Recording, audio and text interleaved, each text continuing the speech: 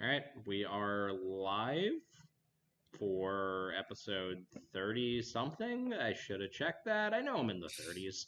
Um, as is always the opening. Who are you? Me? I'm Spencer Campbell. I publish tabletop role playing games under the name Gila or Gila RPGs, and that's my night/side job. My day job is I'm a cognitive psychologist or a professor of psychology. So, right off the bat, I was hoping you would clarify the pronunciation of that, but it turns Mm. out I guess it's both. So cool. It's technically Gila RPGs, but I think most people just read it as Gila RPGs. That I've just started to say it that way because it's easier to Google it if you get that like hard G Sure. sound. So You just for the Google SEO, I have to say Gila RPGs. you don't want to set everything for HILA as well. Right? Yeah. Yeah, fair. All right, so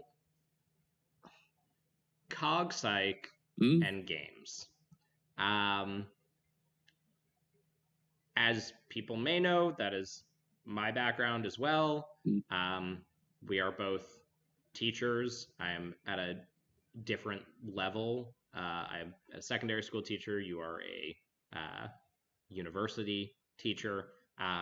But we are both psychologists by training originally.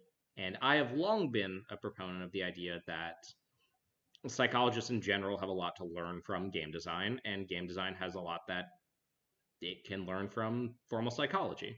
Um, and yet there are not many of us. there are not.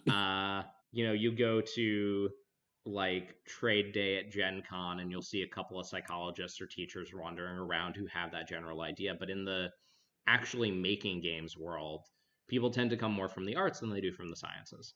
Mm, Especially in kind of the indie space that we both occupy. right. Um, I've definitely known more professional folks who like go in for the 600 page trad book side of things. Right. Totally. Um, what was your arc for Mm. getting in? Like, how did you arrive at this place? So I got into like designing RPGs after trying a few years to design board games and realizing that was an absolute nightmare to do.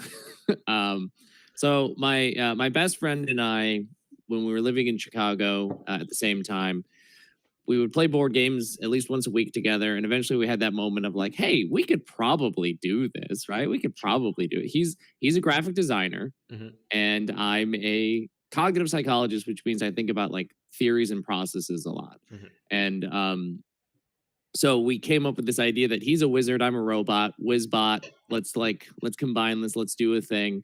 And we tried making card games and board games, and it was hard. And I think maybe we made it harder for ourselves because we were working under a lot of those early impressions of like games have to be perfect when you make them, Oh and yeah, like totally. There's no editing. There's no drafts. no drafts, straight to the perfect thing. Every prototype needs to be like fully functional, like looking great. It can't just be scraps of paper. So we're banging our heads against the wall like again and again and again. And I had started playing role playing games at that point, and I was like, well, I think I could at least try to do this at the same time. And that's when I started trying my hand at designing role playing stuff. I started with like hacks and like classes and playbooks for games that we were already working on or playing with, and I went, oh, this is very fun. This is very good. I like doing this. So that's when I pivoted towards the role playing stuff, and Mike worked on some of my early role playing games with me. And since then, I've just kind of gone all in on that. I have a card game that I think is very good, and one day I will come back to it and I will finish it. Um, but I think I learned a lot from my time trying to do board games and card games to Mm-hmm. like understanding who I am as a designer, what is interesting to me, what my process is like, and how I translated that into that fits a lot more. It fits a lot cleanly and more comfortably and more fun in role playing games. Why do you think that is, right? Because as you said, cog psych people, and I think psych people of an academic bent, people who are grappling with theory more than just on the ground clinicians. Mm, Um, we work in the kind of systematized thinking, right? Right. That does lend itself to complex interlocking systems, which are, CCGs, board Right. games, things like that. Tabletop games, to an extent, or role playing games, I should say. Wow, that was a board game slip, as what they call us. Um, but we're looser, right? In role playing Mm. games, at least that's the perception. I think it's an accurate one. Um, so why do you think it was, other than just that, that early mistake that we all make of trying to be perfect, and obviously the burden of producing them is different, and all these things, but it sounds like there's a more underlying reason than just the tangibles. Yeah, I think a part of it is that I think honestly part of it is because I do spend all day thinking about things in close like controlled systems and thinking about theories of cognition and memory, decision making and everything like that. And I could try and translate all of that into a board game that replicates a nice closed system of understood working mechanisms. And then my life would just be the bleed between my lives would be too much. Because when I play role playing games, I don't play the complex games. I play the games that are loose and the rule of cool is number one, and we're just kind of making it up as we go. And and so I think part of it, not it's hitting me now. It's Mm-hmm. hitting me now. Part of it is because I wanted to fight against taking my day job and literally translating it into this thing that I wanted to have fun doing. Mm-hmm. And because my earliest role playing games were with my brother and his close friends, and my brother's a comedian in Chicago. He performs Okay. at Second City. They're all Nice. trained professional improvisers. And when you play with professional improvisers, it does not matter what your rules are. They don't matter. Yeah. And I had so much fun with that. And it was such a stark contrast to what I had been experiencing playing board games and trying to design board games.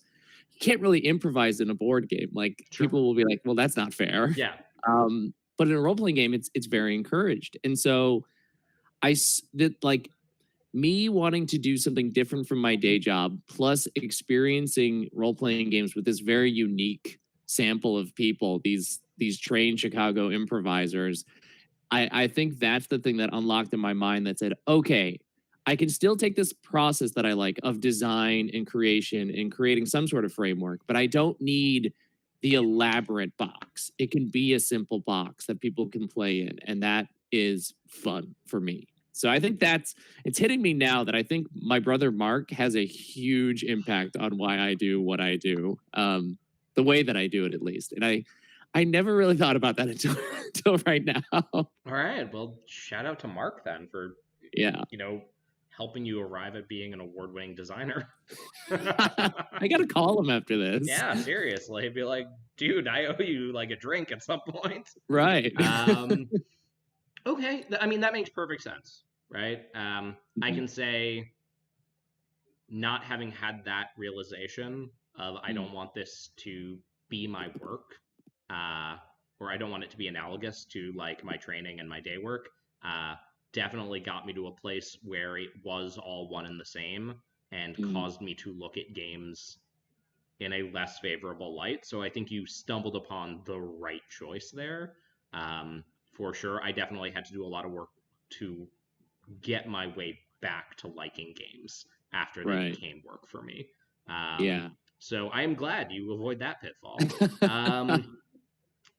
Okay, so you've got this training, you've got this improvisation, you have the experiences of liking lighter games.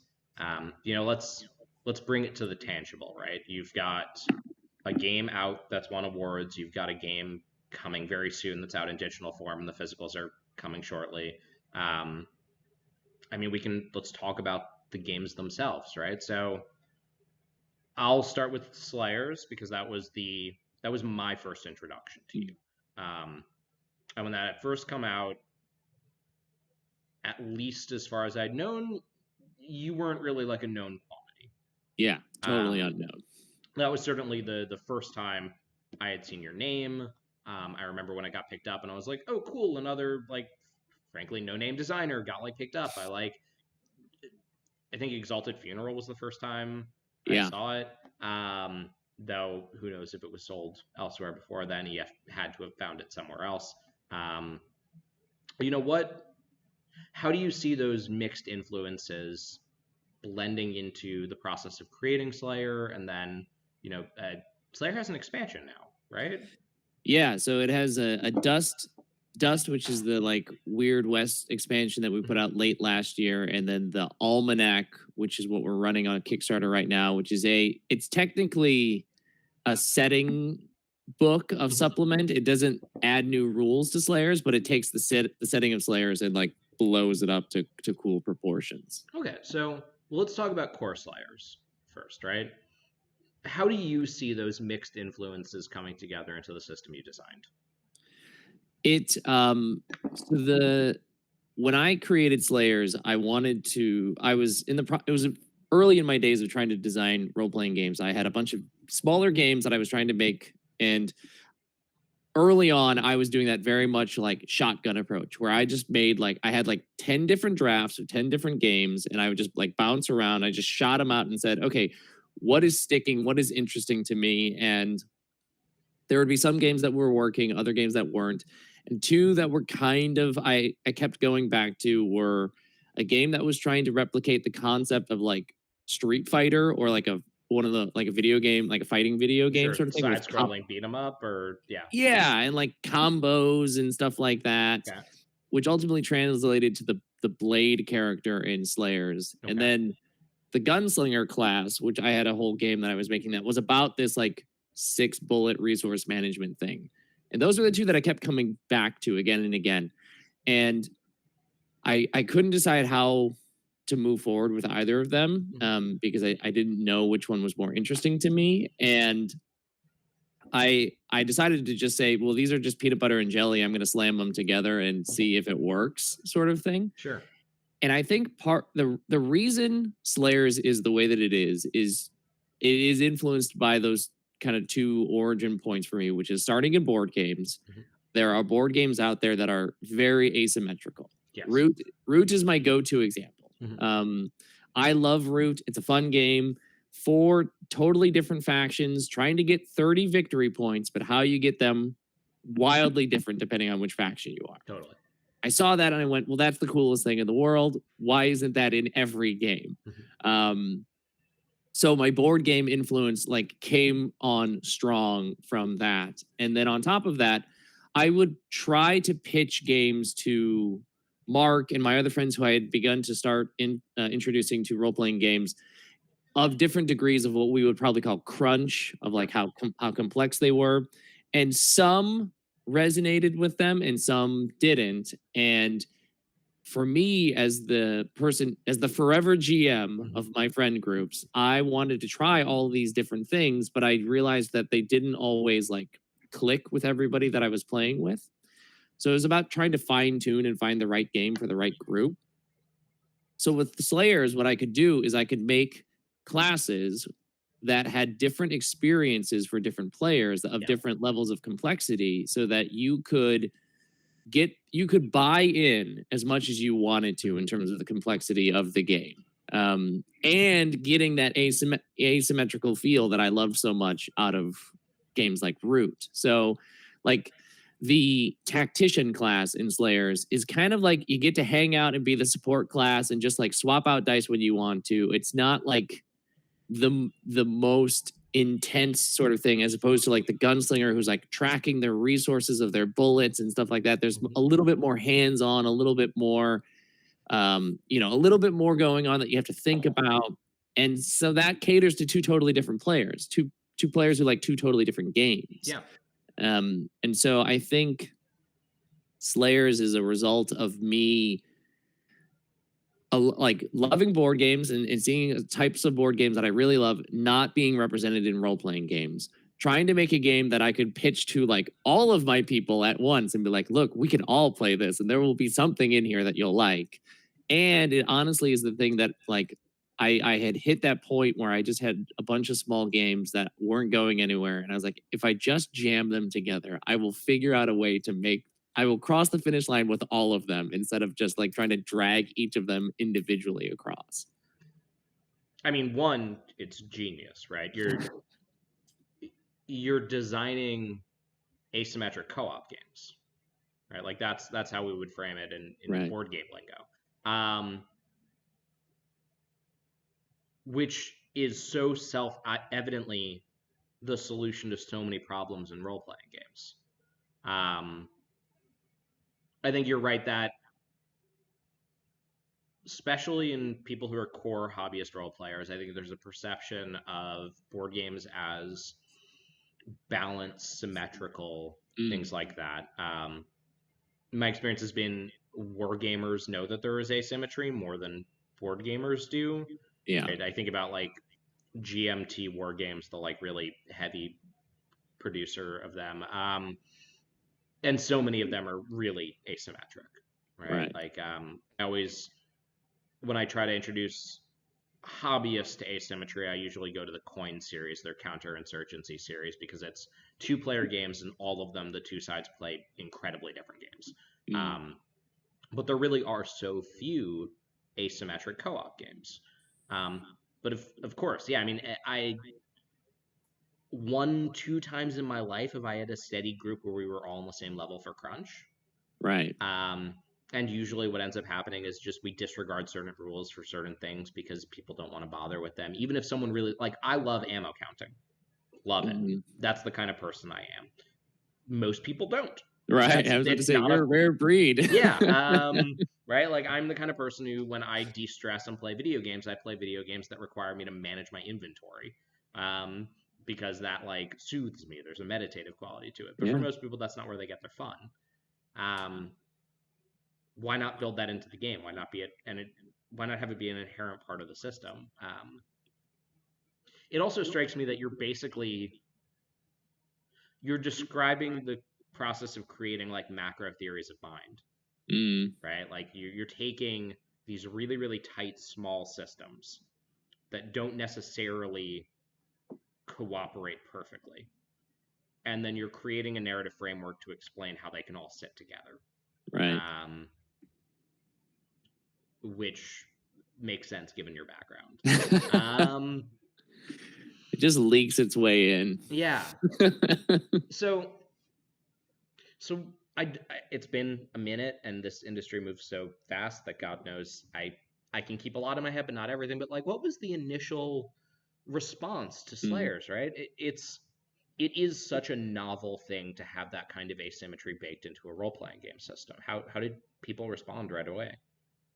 By and large, folks dug it. Once, if they understood like the mission statement of the game or the goal of why it was designed the way that it was, I think folks were really into it. There's a small subsect, and they're still out there, of like who are very much into like the concepts of balance and things like that. And the second you introduce the level of asymmetry that I have going on in Slayers, like balance just goes out the window. And like, understandably, if you're one of those individuals who really emphasizes the importance of balance in your combat-focused games, which makes sense for certain individuals, then you're going to look at Slayers and be like, this isn't fair or fun, or and that makes sense. I also, the interesting thing that I found, like, is that some people fundamentally disagree with me about what like asymmetry in a role-playing game looks like. And by that, I mean, they think there's way more asymmetry in games than I think is in role-playing games. Interesting. Do you have specific examples or just like general? Yeah. I have plenty of people who will look at me dead in the eyes and say D&D is an asymmetrical game. And I'll go, well, why do you think that? And first of all, many people just think it's asymmetrical because there's a GM and player characters, and like because they're under different rules. And yeah. But like, that's not what I'm talking about when I'm talking about asymmetry. I'm talking about things between the players themselves. And still, many people will look at games like D&D or any game that has classes and say that's still asymmetrical because classes have different abilities or something like that. Like a fighter can attack twice while a wizard can't. So that's Yeah. asymmetrical. And They're not wrong. right. They're just not all the way there. Right, exactly. So when I tell people that, I think that's the interesting thing when I talk about Slayers to people is that I say like it's an asymmetrical role playing game. They're like all role playing games are asymmetrical. I'm like it's more asymmetrical than is Yeah. what I need to be saying. Yeah, yeah. But also, I mean, it's asymmetrical from baseline, I think is the thing, right? If we're going to take the position that essentially all trad games, I might take universal systems out of it, right? Sure. If there are no classes and it's just a combination of abilities and everyone can take all of them, the assortment might be asymmetrical, but no more than in like a deck builder. The core system is not. But if we're going to take the line and say that like any game with defined classes is inherently asymmetrical, and that's our baseline, you were asymmetrical off baseline. Right. Right? Like and I think that's really actually what matters, right? To someone who has never encountered a role-playing game, might it not be as much of a material difference? Sure. To someone who has never encountered a role-playing game, are they buying things from Exalted Funeral? Probably not. Right. So for actually your audience, you are asymmetrical. Right. That seems like such a pointless shit fight to bring up to a designer, though. I know. It's, it's the inevitable thing where you make a game that like looks trad in many ways, and like it in the Venn diagram it like overlaps with a lot of the same audience. Like I'm playing it's a fantasy monster hunter with combat, so like you're gonna get those people who are gonna look at it and inevitably compare it to their game. That's also very interesting because it would never occur to me to think of Slayers in the same realm as a trad game. I know, I agree. But like inevitably my like that, and most of my games do not hit that audience. Most of them like they don't pick up on it. But Slayers, just because I think of the setting and like the aesthetic of it, got noticed more so by people from that space. And so that's why I've heard more from them about Slayers than I've ever heard about any of the other games that I've made. I guess if I'm like a trad player who has played some World of Darkness and some D&D, and I'm taking my first step off the beaten path, Slayers does make sense. Right. I'm the possible off-ramp for them. Which, I mean, is honestly a great way to find success in this hobby, right? I think so many people who have interesting thoughts about what role-playing games can do, how can we move it forward, they jump immediately so far into the deep end that it becomes this, oh, that's neat, but echo chamber. Right. And I think you, whether purposefully or not, found a very good balance of something that is mechanically novel, genuinely, but also does appeal to that trad player base in a way that I see but wouldn't have considered. Yeah. If I hadn't have said it. Okay, so then Slayers blows up, you're doing good, you become a figure within the discourse, if not like the broader awareness of the hobby. Next major project is Nova, or am I missing one? So the next major project was Light, which yes.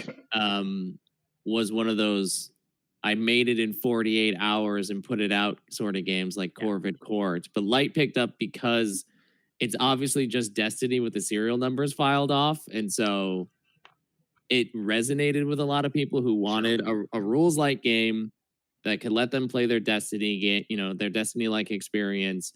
And that one, I wouldn't say blew up. It didn't blow up by any means, but I think that was my next one that a lot of people looked at and said, oh, okay, so he does this sort of thing as well. So it continued to reinforce this like vibe that I have, which is generally rules light. I like making big, powerful characters, or characters that get to do, like, you get a button that says do cool shit and you get to push that button a lot in my games. And I like that. And Light is also the first time I remember seeing people really in large numbers hacking around a system you designed. Yeah. I don't. It might just be that I didn't see it, but I don't recall that being as much of a thing for Slayers off the bat. There was a Slayers jam that had like a decent turnout, and then like kind of like once the Slayers community emerged, there was it's insular, so it didn't like get out into the ethos. But like there are folks who have just been like consistently making Slayer stuff that I'm not even aware of. Like I get like pointed to, and I find something that was made 6 months ago, and I'm like, why? How did I not know this existed? But like Light was one of those things where again, I think because it was based off of a familiar IP that people are like, oh, well, I want to bring this thing that I really love from Destiny into this game. Or it's easier for you as somebody, even as like a first time designer, to go, well, I'm comfortable with this thing in Destiny. And I understand the core concepts or conceits of Light. Let me just make that translation. That makes sense. Other than like people wanting to hack it,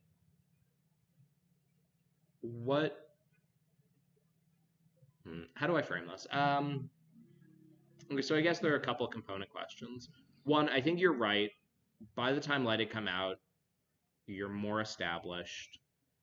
People are getting a sense of the kinds of things you make. People respond to that differently, right? Some people feel very boxed in by it. Some people are glad to have something they can hold their hat on and say, this is my realm. How did you feel when you started becoming a more solid entity? I felt good because I was becoming a solid entity in the sorts of things that I wanted to play and I wanted to make. So, Slayers is a bigger game than Light, technically, but like Light is the same sort of vibe. Like I say it all the time. Like when I made the Lumen SRD, I say it's a power fantasy, and I talk a lot about how power fantasies are just those are the kind of games that are comforting to me to play as a role player. So for me, coming up with Light and coming up with Slayers and like kind of in between that Corvid Court, which is just this really gonzo bizarre game about birds that do crime over there. Yeah, it's great one. It's just like I started to it was nice for folks to recognize like, okay, this is that guy that makes typically light games. They work quick. They tend to be relatively hackable too, because people had been making Slayer stuff. People had been starting to make light stuff. It was a friend of mine, a fellow designer, who pointed out like, Spencer, your games tend to make game designers, which was like the first time I had ever heard that, which was kind of a cool feeling. Yeah. So I was digging it, and I still am digging it. But like that's at that point, I started to have a better sense of the games that I enjoy designing, and it was honestly very cool to see that there was an audience out there that was interested in that type of stuff. So as you're becoming more solid, you're getting a sense of what you like making and also what your audience likes seeing from you. Where are you drawing inspiration as you inevitably continue to develop? Yeah, so this leads nicely from Light into my darkest hour, which is Frame. Yes, it does. I'm looking at Destiny obviously as my inspiration for like the concept of Light, but I was also looking at Destiny and like video games as a model for supporting role-playing games. So I did season passes for Light, which were these sort of things that said, you buy this now, and over 4 months, you're going to get 4 cool new modules that are centered around a theme. Very much like the season pass sort of experience you see in video games. So I'm looking at video games because they were my first love of games. I remember playing the NES when I was a kid and playing Blades of Steel with my dad and like Mario and stuff like that. So Blades of Steel shout out. Wow. Yeah, right. My dad loved Blades of Steel. He was my family's a hockey family, so that was the one that he was like, we're gonna play this one. Yeah, no, that's the only game I could get my dad to play as a kid. Yep. So a lot of Blades of Steel.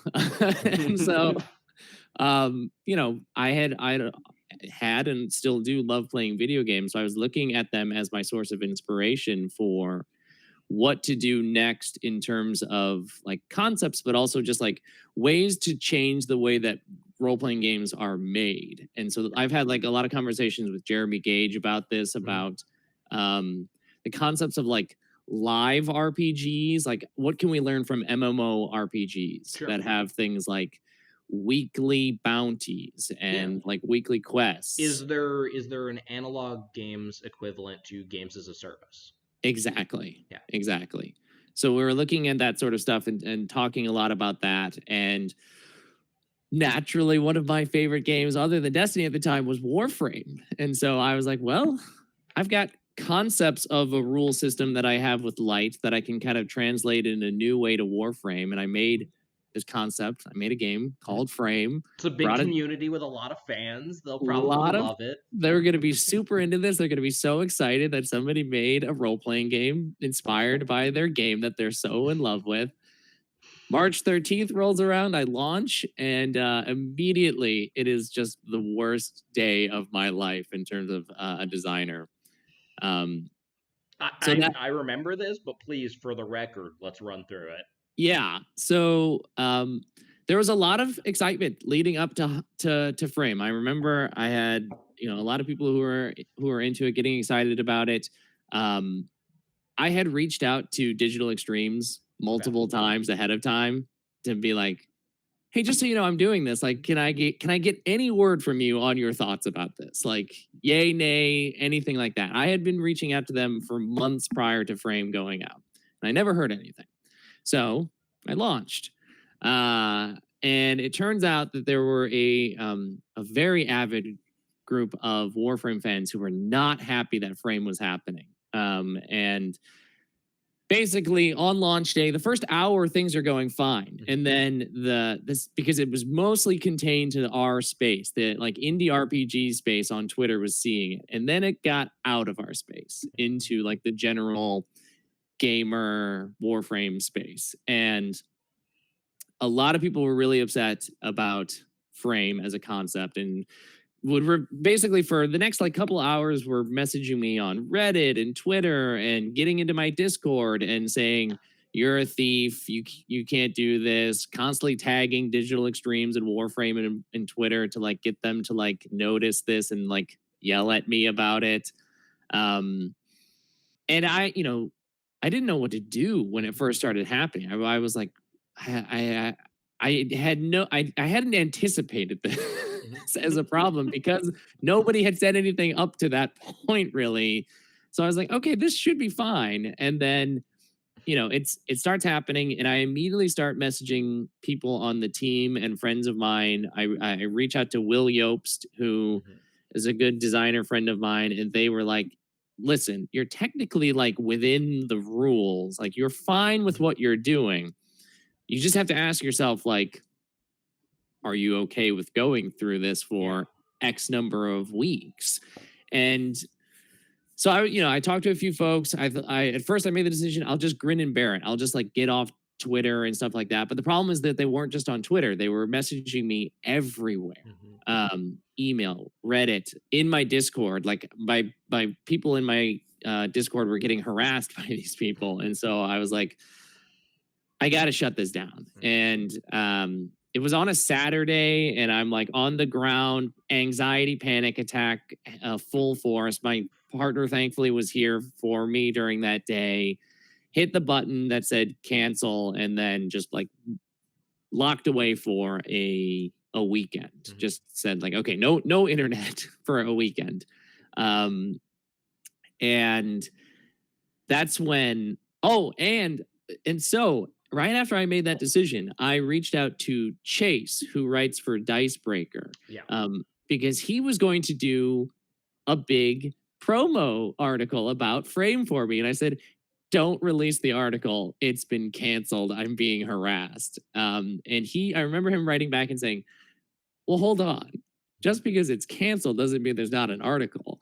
We'll just have a new thing to talk about. If anything, a bigger article to be written. Right. And so a couple days later, Chase sat down with me and interviewed me. We talked about the whole experience. And I remember I remember like the Dicebreaker article went out, and then so like you mentioned earlier that like Slayers is the thing that got me on your radar. Mhm. The frame debacle is what got me on the radar of a lot of other people. Yeah. Like I went from still a relatively unknown individual to suddenly people who I would consider big deals in the indie RPG scene suddenly like following me and being interested in my stuff. And I'm like, oh, I guess cool. I'm glad you're here. It sucks that this is the thing that got your eyes on me, but understandably, like that was quote unquote like my second break. I'll Yeah. say. I mean, you got press, as you said yourself. It got outside of our circle. Yeah. I'm very sorry that you had to go through that experience. But ultimately, I guess no press is bad press long term. It's like one of those weird things where like, yeah, I guess like it's like a monkey paw wish where I'm like, oh, I wish more people knew that I was here. Oh yeah, well, we'll make sure that they know you're there. We just gotta give you a really bad day. Yeah. Just if you can make it through the next dozen panic attacks, you're gonna be great. It'll be totally worth it.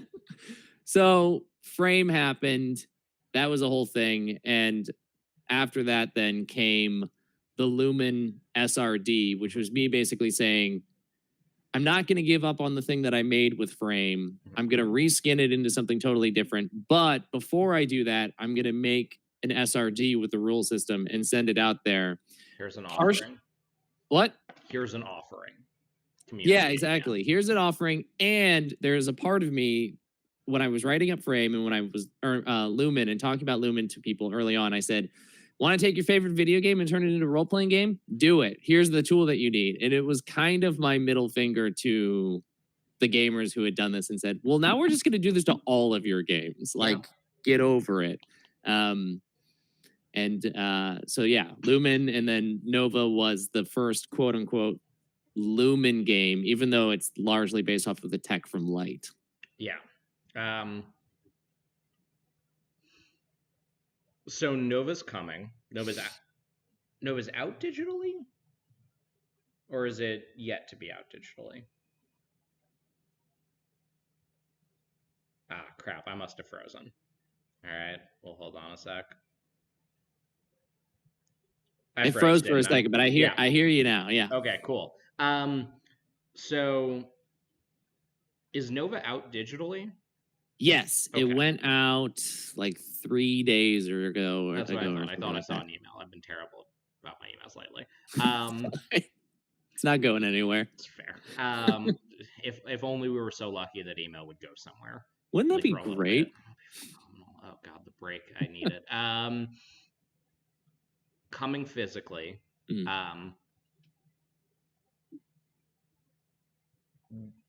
Not to just immediately jump ahead of like your current thing, right? Eyes on Nova. If you're listening to this and you haven't checked out Nova, check out Nova. But like, what's next? Like, what's the thing that's keeping you up at night other than just like the stress of a release? Right, because that is definitely at the forefront of the mind. Yeah.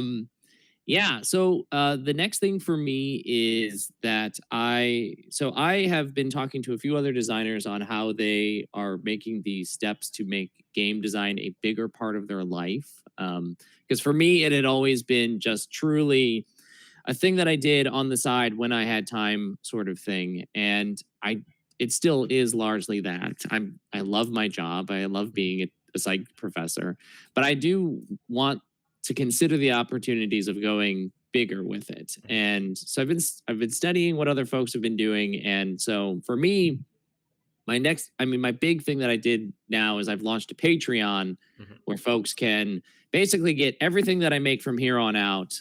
It's just going to go to the patrons first and then make its way ultimately to everybody else. And I took a page from Tracy Barnett's model, and they have this sort of like pay what you want / pay what you can model where all tiers get you everything. There's no like $1 tier gets you early access, $3.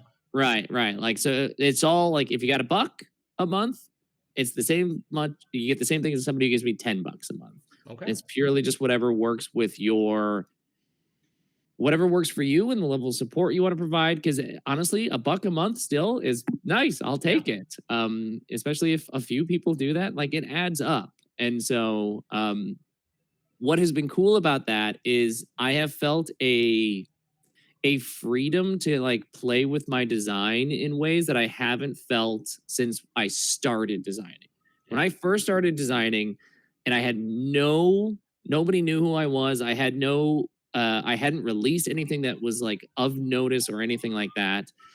I could just kind of make whatever I want. Like Corvid Court truly was my wild idea out of my head because nobody knew who I was when I released Corvid Court. It was technically like 2 months after my first Kickstarter for Zine Quest, but that was tiny. That was teeny tiny. So like I got to have fun with Corvid Court because I hadn't had built this understanding that people expect X, Y, and Z from me at that point. So having this is now just the sort of opportunity where I could say, well, now I can kind of just play with design again without it feeling like, what's my next big Kickstarter going to be? Which was how I had been sort of starting to like that was the direction that I was starting to operate in, which was, what's the next biggish game that I'm going to make that will go to Kickstarter? Which means I got to figure out who I'm going to commission for art and layout and all that sort of stuff. And I enjoy making those games, obviously, but like it then cost me like the time and mental energy to go like, yeah, but what if I just made a really silly game with word searches or something like that? And so it's been really neat. Like this last weekend, my partner is a classical choir singer in Chicago, and we went to this fundraising event in downtown Chicago, and I had to wait in a hotel lobby until it was time for it to start. In that time, I had my notebook with me. I sketched out a solo journaling RPG about waiting in a lobby. And now that game is going to be coming out to people like in a week's time. And that's the sort of stuff that I used to really enjoy doing that I haven't I think I haven't allowed myself to get into that stuff as much because it's always been, okay, so like light is a thing that I'm supposed to be consistently supporting because that's the concept. It's a games as service thing. And now like I made the Lumen SRD, so I need to make a big Lumen game. So that's why Nova exists. And so like part of me is like, well, what's the next big game? And I have that. It's Drifters. It's my first Slayers hack, which I'm really excited about. But like I now am looking back at like the stuff that I was really having fun making early on and letting myself have that time again. And Patreon is honestly a big reason why that's possible because I feel like then there's a small group of people who are just genuinely interested in whatever I make, and they'll enjoy whatever I make when I make stuff at any scale. I'm glad to hear you're finding a way around that burden of financialization. Yeah. Right. I think a lot of people fall into that. I think it's natural, right? Yeah.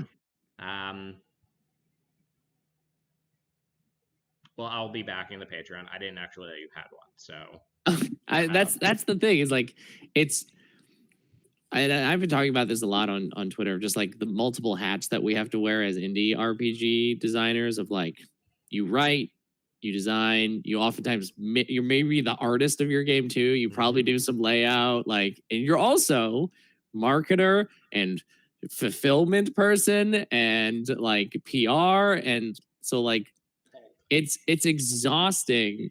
I want to do just the design stuff, and then I forget that I have to actually tell people about the stuff that I've been doing. And so like every once in a while I'm like, oh yeah, I should probably remind people I have a Patreon. And like, you know, one tweet a day isn't going to do it, right? And that's the part that is still like the big struggle for me, which is how do I wear all these hats? / how do we normalize fans in the industry to like slightly wear one of those hats for us? Like our fans, our customers are our best marketers.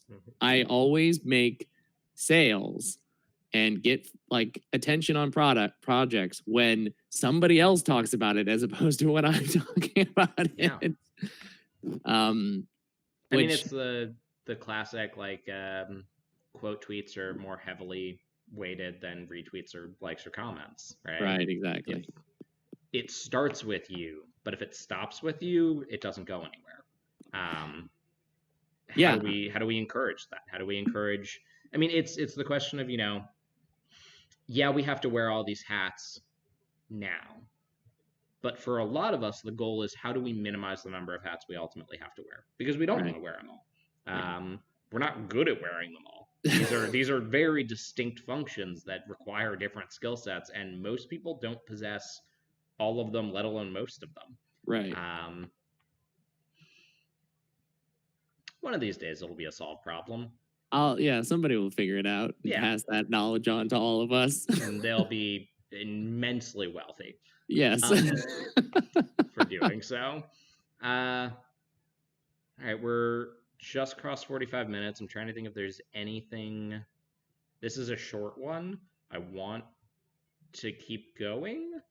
I'm wondering what else I have to ask.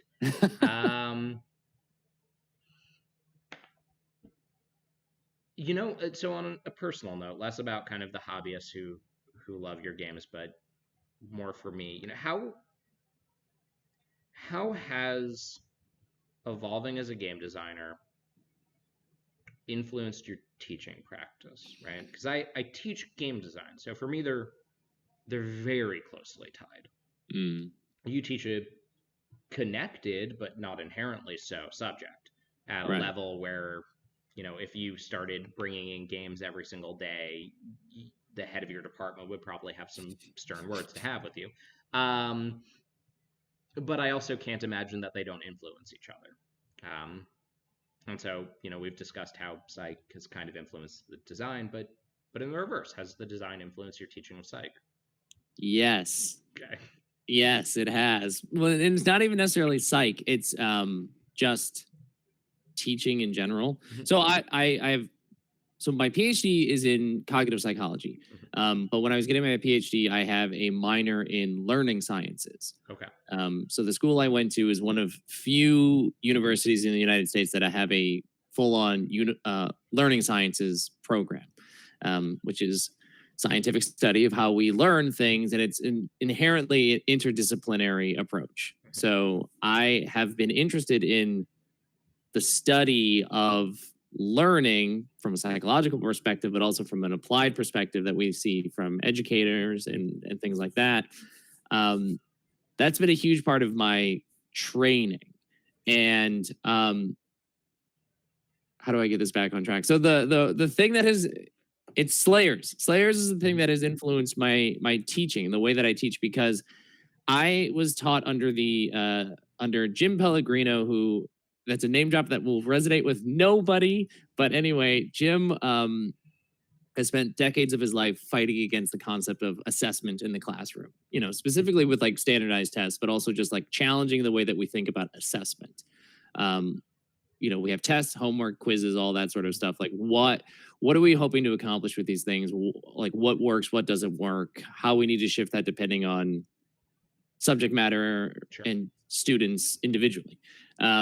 So I grew, or I learned under him, and when I first started teaching, I adopted what I would call a trad teaching style, which is lecture and then give homework and quizzes and tests to see how my students were doing on material. That's the traditional approach.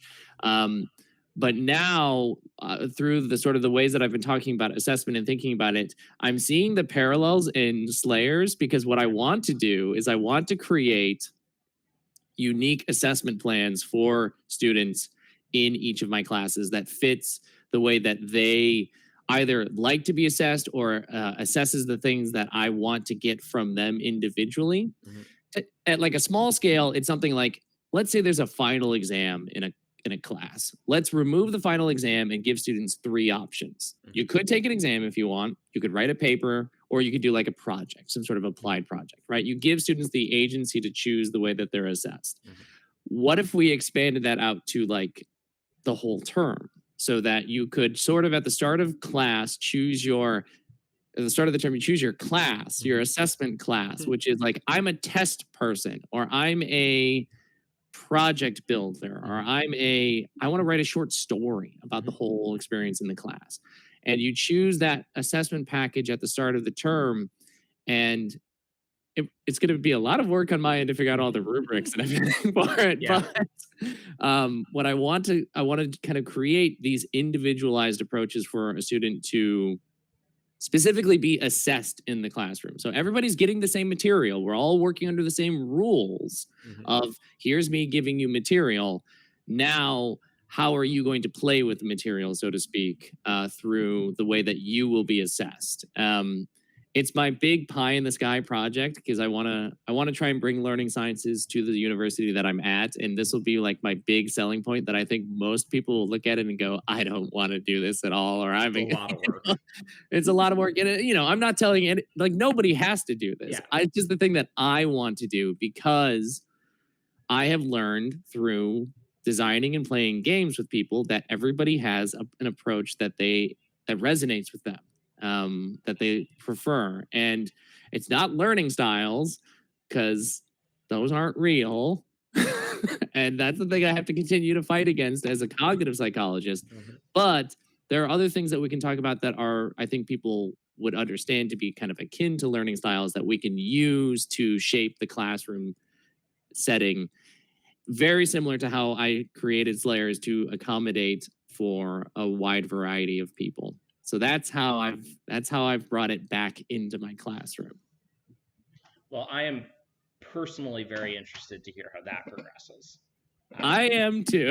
Yeah, it does sound like a lot of work, but if you manage to pull it off somehow, I imagine it will be very rewarding for your students.